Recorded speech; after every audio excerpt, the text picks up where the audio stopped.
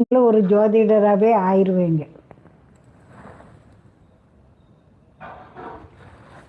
அனுஷா, தொழில் நல்லா நடக்கிறதுக்கு நீங்கள் வெள்ளிக்கிழமை உப்பு வாங்கி ஜாடி நிறைய கொட்டுங்க.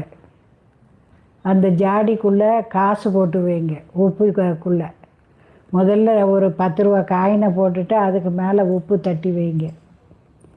தென்கிழக்கு மூலையில் உப்பு ஜாடி வைங்க. வீட்டை இவ்வளோ உப்பு போட்டு தொடங்க. முகத்தில் இத்தனையே பால் தேய்ங்க. காலையில் குளிக்க போகிறதுக்கு முன்னே ஒரு அரை ஸ்பூன் பாலை முகத்தில் தேய்ங்க. முகமும் பளிச்சுனாகும், லக்ஷ்மி கடாட்சமும் பெருகும். நீங்களும் ஒரு ஜோதிடராகவே ஆயிடுவீங்க.